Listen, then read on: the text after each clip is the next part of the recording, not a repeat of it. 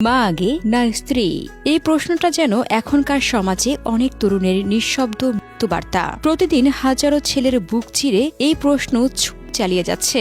একদিকে জন্মদাত্রী মা, আরেকদিকে জীবন সঙ্গিনী, যার হাতে হাত রেখে ঘর বাঁধার স্বপ্ন দেখেছে সে। এই দুই ভালোবাসার মাঝে দাঁড়িয়ে অনেকেই ধীরে ধীরে মরে যায়। কারো চোখে পড়ে, কারো চোখে পড়ে না। কিন্তু পলাশ সাহার ক্ষেত্রে সেটা আর গোপন থাকেনি। পলাশ সাহা যখন বিয়ে করেন তখন তিনি হয়তো স্বপ্ন দেখেছিলেন একটি সুখী সংসারের, যেখানে তার মা এবং স্ত্রী একসঙ্গে থাকবেন, একে অপরকে সম্মান করবেন। তিনি কল্পনাও করেননি যে তার স্ত্রী সুস্মিতা সাহা তার মায়ের সঙ্গে এক ছাদের নিচে থাকতে অস্বীকার করবেন। বিয়ের পর সুস্মিতা স্পষ্ট জানিয়ে দেয় তিনি শাশুড়ির সঙ্গে থাকবেন না। এই কথা পলাশের হৃদয়ে গভীর আঘাত হানে। তিনি ভাবলেন, আমার মা আমার জন্য সবকিছু দিয়ে দিয়েছেন, তার ঋণ আমি কিভাবে ভুলে যাব? আর আমার স্ত্রী তাকে অস্বীকার করছেন, এটা কিভাবে মেনে নেব? পলাশের জীবন তখন দোটানার মধ্যে পড়ে গেল।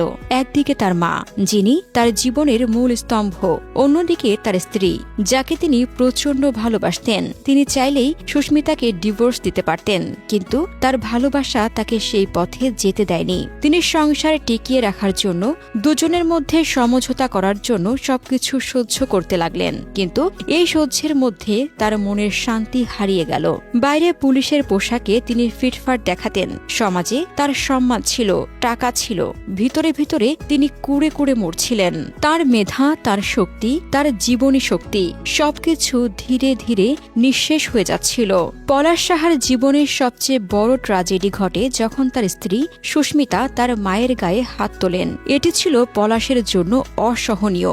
যে মা তাকে হাজারো কষ্ট সহ্য করে বড় করেছেন, তার জন্য জীবন উৎসর্গ করেছেন, সেই মা যখন তার স্ত্রীর হাতে অপমানিত হয়, তখন পলাশের পৃথিবী ভেঙে যায়। তিনি ভাবলেন, আমার মাকে আমি কিভাবে মুখ দেখাবো? যে মা আমার জন্য সবকিছু করেছেন, তাকে আমি কিভাবে এই অপমানের মুখে ফেললাম? আমি কিভাবে তার চোখে চোখ রেখে কথা বলবো?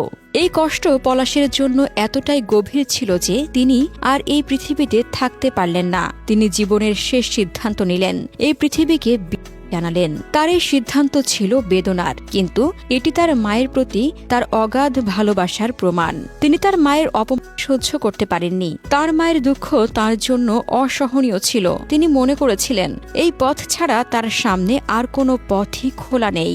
এই সমস্যা আমাদের সমাজে অহরহ ঘটছে। অনেক সংসারে শাশুড়ি বউয়ের সম্পর্কের টানা পড়েনে ছেলে মানসিকভাবে ভেঙে পড়ে। কেউ কেউ পলাশের মতো চরম সিদ্ধান্ত নেয়, আবার কেউ নীরবে কষ্ট সহ্য করে। এই সমস্যার মূলে রয়েছে পারস্পরিক শ্রদ্ধা ও বোঝাপড়ার অভাব। অনেক সময় স্ত্রী মনে করেন শাশুড়ি তার স্বাধীনতায় হস্তক্ষেপ করছেন, আবার শাশুড়ি মনে করেন বউ তার অধিকার কেড়ে নিচ্ছে। এই দ্বন্দ্বের মাঝে ছেলে পড়ে যায়, যিনি দুজনকেই ভালোবাসেন, দুজনেরই দায়িত্ব পালন করতে চান। এই পরিস্থিতি আরো জটিল হয় যখন স্ত্রী শাশুড়ির প্রতি আগ্রাসী মনোভাব দেখান, যেমন পলাশের স্ত্রী তার মায়ের গায়ে ছিলেন। এটি শুধু একটি ব্যক্তিগত ঘটনা নয়, এটি আমাদের সমাজে মা বাবার প্রতি ক্রমবর্ধমান অসম্মানের প্রতিফলন। আমরা কি ভুলে যাচ্ছি যে বাবা মা আমাদের বড় করেছেন, তাদের সম্মান করা আমাদের প্রথম দায়িত্ব? আমরা কি এটাও ভুলে যাচ্ছি যে একটি সুখী সংসারের জন্য সবাইকে একে অপরের প্রতি শ্রদ্ধা ও ভালোবাসার প্রয়োজন? এদিকে পলাশের ভাই নন্দলাল সাহা জানান, 2 বছর আগে ফরিদপুরের চৌধুরী পাড়ায় পলাশের বিয়ে হয়। বিয়ের কিছুদিন পর থেকেই পারিবারিক অশান্তি শুরু হয়। প্রায় প্রতিদিনই কোনো না কোনো বিষয় নিয়ে পলাশের স্ত্রী সুস্মিতা ঝামেলা করত। আমার মা আরতি সাহা পলাশের সঙ্গে চট্টগ্রামে থাকতেন, কিন্তু এই বিষয়টি সুস্মিতা কখনো মেনে নিতে পারেনি। সে বারবার মাকে গ্রামে পাঠাতে পলাশকে চাপ দিত, কিন্তু পলাশ রাজি হতেন না, কারণ সে মা ও স্ত্রী দুজনকেই ভালোবাসত। তিনি আরো বলেন, বুধবার সকালে সামান্য বিষয় নিয়ে সুস্মিতা আমার মা ও ভাইয়ের গায়ে হাত তোলে। এই অপমান কোনোভাবেই মেনে নিতে পারেনি পলাশ। আমাদের ধারণা এ কারণেই সে করেছে। জানা গেছে 37 বছর বয়সী পলাশ সাহা ঢাকা বিশ্ববিদ্যালয়ের রাষ্ট্রবিজ্ঞান বিভাগের 2010-2011 সেশনের ছাত্র ছিলেন এবং 37তম BCS এ পুলিশ ক্যাডারে যোগ দেন।